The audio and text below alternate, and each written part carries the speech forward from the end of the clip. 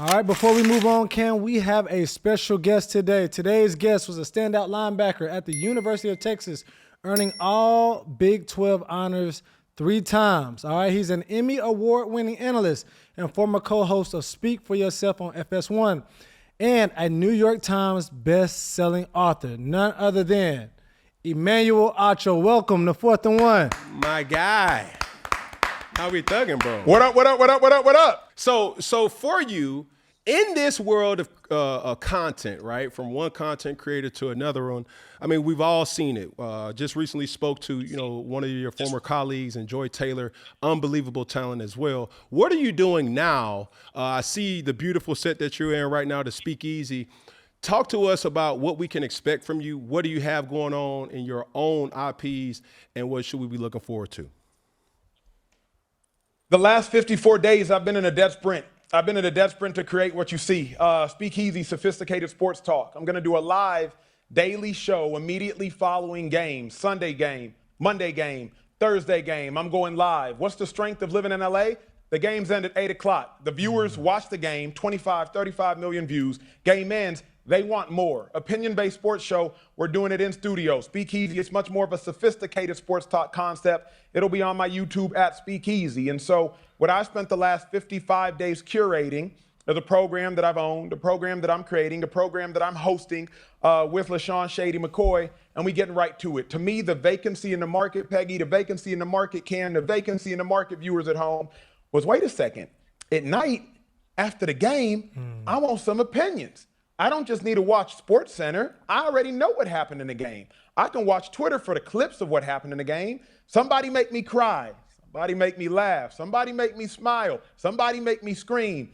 And so Speakeasy, sophisticated sports talk immediately following the games. That's where I'm going to be at for the foreseeable future. And Cam, in all honesty, I watched what y'all did, watched a lot of what y'all created, watched a lot of what y'all built. And then I said, okay, Acho, how can you sprinkle your own sophistication on it? How can you sprinkle your own on it? So built a beautiful set, built out the team, and we sprinting, bro. We sprinting.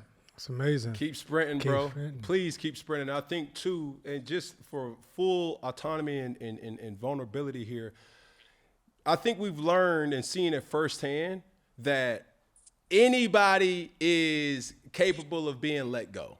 This is not the first time somebody got let go, furloughed, or just flat out just released or cut. I got, released, and it was an embarrassing moment. But yet, I think I will tell you this, and I've been preaching and talking about this since day one. We are doctorates in this field of football, let alone sports.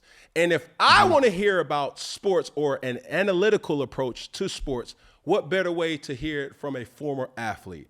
I think, too, when you're talking about creating content, this is the hardest part that you have to unlearn or unpack.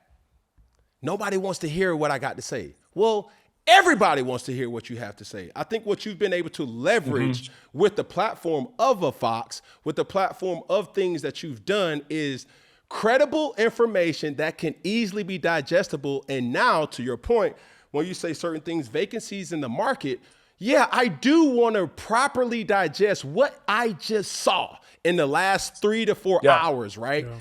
And of course, what better way to hear it from a person that actually was doing it? So, man, I commend you for that, and keep rocking and rolling, brother. So as we talk about my dogs, go ahead. I'm sorry, go for it. Well, I just want to speak on that, bro, because when people get let go or get fired, and I don't know if people saw it on social media, y'all could throw it up there. Viewers can check. Y'all can do it in post. I put out very simple. When you're not good enough in football, you get cut. When you're not good enough on TV, you get canceled. I actually don't know what my future plan is, but I know that I trust God. The reason I said that, Peggy and Cam, was like, people get fired, they get canceled, whatever happens, they get cut, and they come out there, big things popping. Can't wait for y'all to see my next move. Stay tuned. I was like, you know what? There is no next move right now. And I can wait for y'all to see it because I don't actually know what it is. But rather than sulking and rather than wallowing, I said, you know what, Acho? It's time to get to work. Like, you need to stop working for the man and you need to become the man. Hey, now. And that was something that I had to realize in my own life is don't sit here and lie to the people. Big moves. Can't wait for y'all to see my next move. I didn't have a next move, Peggy. But what it was I know God got me. I got not one but 2 Emmy Awards because I'm already a creator outside of sports and inside of sports. One as a producer, one as a talent. So clearly I'm good at something. And I just went to work, bruh. Yeah.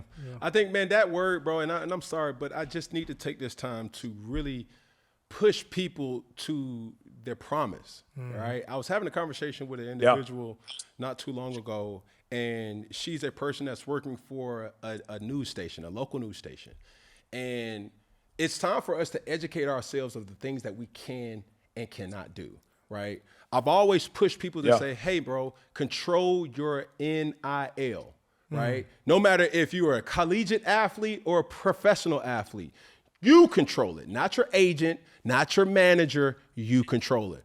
And with those things, you'll start realizing the power of YouTube. You'll start realizing the power of TikTok. You'll start even realizing the power of even Snapchat and Facebook. These things is something that networks cannot and will not be able to touch. Yeah.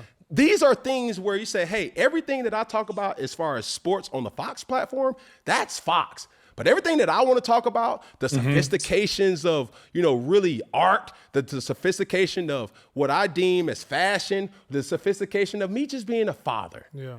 I own that. Yeah. And you create content up under that type of bucket. So from a former athlete or a regular person, we've seen examples from the Mr. Beast, the DDGs, the Aiden Rosses, the Casanets, and they're regular individuals. Drewski is probably one of the funniest persons that I love to enjoy, but he's doing it because he mastered this one thing: consistency and quality. And if you're able to do those type of things with any type of platform, I guarantee you will be really impressed with what comes from that.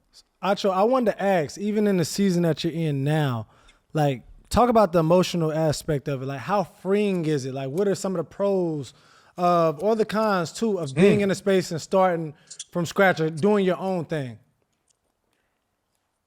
I'm very confident in myself, so I'm not going to sit here and lie to y'all. Scary. Scary. There were several moments where I woke up, Peggy, I woke up, Cam, and I was like, I am scared. Yeah. What if this don't work? What if people don't watch? Yeah. Man, I'm hemorrhaging a lot of money. How am I going to sign all these people to make sure that I got the studio in place? I got to build out a studio. I got to design a studio. I got to design a logo. I got to get people to work with me and get people to work for me. Scary.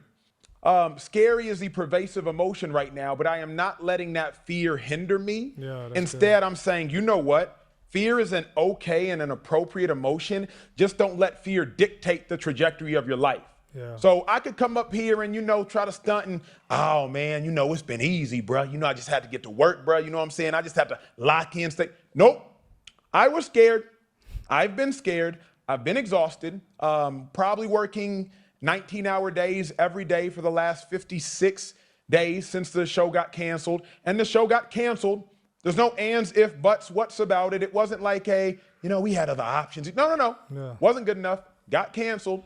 And so scared is how I've been. But, bruh, I think there's a beauty in your back's against the wall. Because when your back is against the wall, you have no other option but to fight. Right, man, so when my back was against the wall, talk, Cam, talk.